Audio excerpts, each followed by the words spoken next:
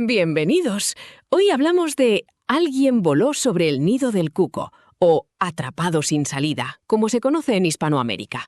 Una película que nos recuerda que a veces estar cuerdo en una institución psiquiátrica es la forma más rápida de volverse loco.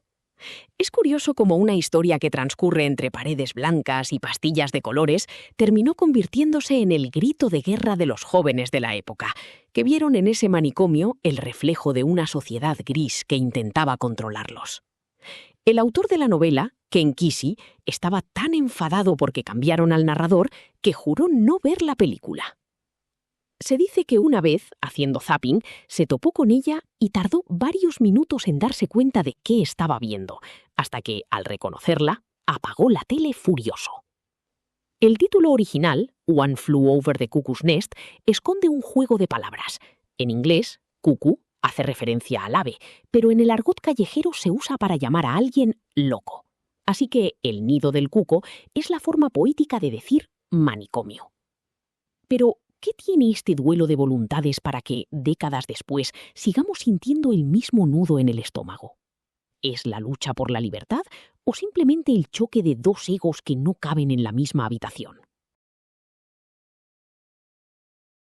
Estrenada en 1975, esta cinta dirigida por Milos Forman recaudó más de $160 millones, un dato que hoy suena normal, pero que en su momento fue, y valga la ironía, una auténtica locura para un drama ambientado en un psiquiátrico. El reparto es una alineación de gala. Jack Nicholson en el papel que inauguró su marca registrada de loco carismático, acompañado por una gélida Louise Fletcher y unos jovencísimos Danny DeVito y Christopher Lloyd. Como curiosidad, los derechos del libro los compró Kirk Douglas años atrás, pero cuando por fin hubo dinero para rodarla, su hijo Michael, que ejercía de productor, se comportó como un auténtico tiburón de Wall Street antes de tiempo. Se plantó ante su propio padre y le dijo que ya era demasiado viejo para el papel, al más puro estilo Gordon Gekko. Para darle ese aire de realismo que casi se puede oler, se rodó en el Hospital Estatal de Oregón.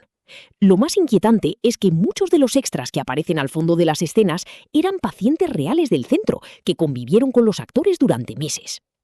La historia nos lanza de cabeza a la asfixiante rutina de un pabellón psiquiátrico donde la calma se mantiene a base de normas estrictas y música suave.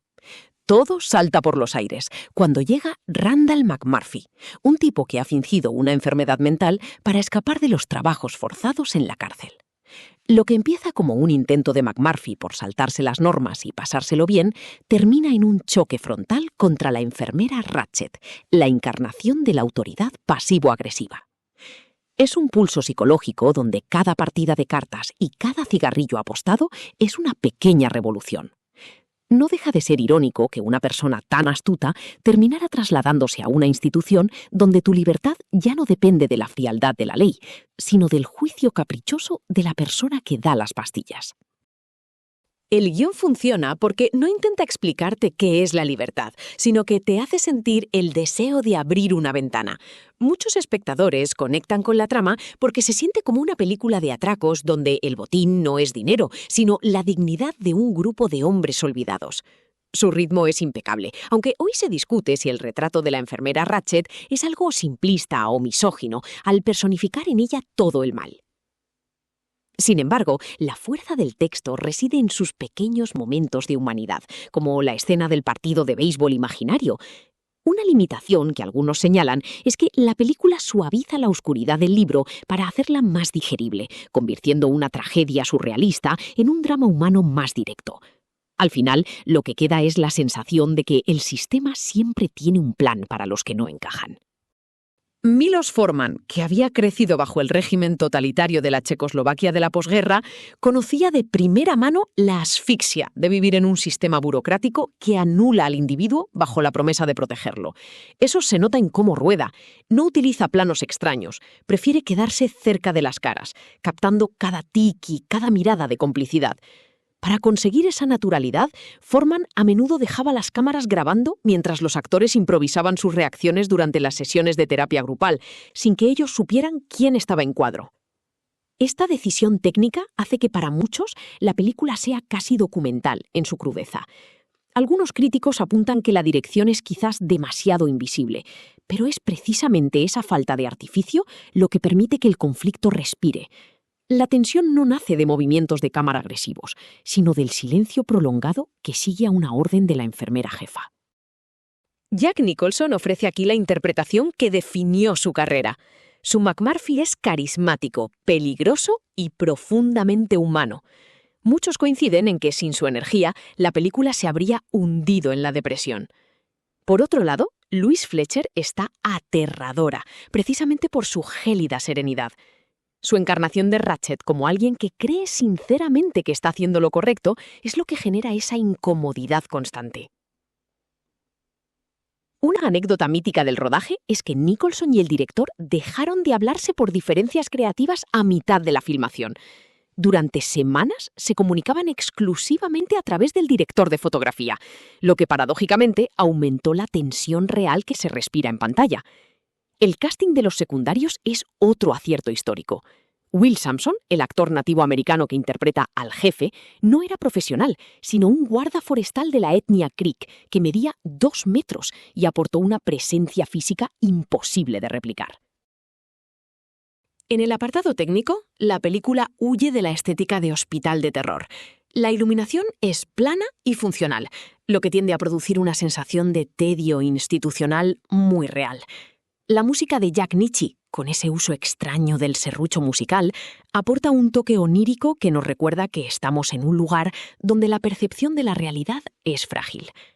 Como el Hospital Real exigió que todo fuera preciso, el equipo usó instrumental médico auténtico de la época, un detalle que añade una capa de verdad, valga la ironía, loquísima, a las escenas más duras. No hay efectos especiales, solo el sonido metálico de las puertas cerrándose y el roce de las suelas de goma sobre el linóleo, sonidos que acaban resultando más violentos que cualquier explosión. La crítica especializada y el público general coinciden en que esta es una de las cumbres del cine de los 70. Una lectura posible es que la película no habla de hospitales, sino de cualquier estructura de poder, una oficina, una escuela o un gobierno. Mientras que en su estreno se vio como una oda a la rebelión hippie, hoy se percibe con una nota más agridulce y escéptica. Hay quien ve en el enfrentamiento de McMurphy contra las reglas una advertencia sobre la imposibilidad de vencer al sistema desde dentro, mientras que otros prefieren quedarse con el despertar espiritual del resto de pacientes. No es una película perfecta, pero su capacidad para transmutar la tragedia en una victoria moral sigue siendo lo que la mantiene viva.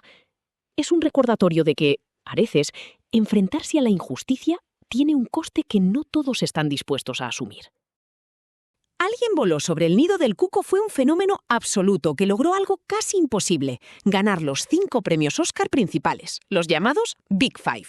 Mejor película, director, guión, actor y actriz principal. Este hito no se repetía desde 1934 y solo ha ocurrido una vez más desde entonces. El de mejor película lo levantó un jovencísimo Michael Douglas como productor. Toda una paradoja, ganar el premio gordo en los despachos antes de saltar frente a la cámara para convertirse en el rey de la taquilla de los 90. Su impacto cultural fue tal que cambió la percepción pública sobre las instituciones mentales, contribuyendo al debate social sobre los derechos de los pacientes. Con el tiempo, el personaje de la enfermera Ratched se ganó un lugar de honor en el club de los villanos, siendo un reflejo perfecto de cualquier burócrata con poder y poca empatía. La película ha envejecido con una dignidad asombrosa porque su conflicto es eterno. Una historia que deja la idea incómoda de que, a veces, la verdadera terapia consiste en recordar que no todo el mundo necesita tratamiento, aunque hay sistemas que sin duda sí deberían ser tratados.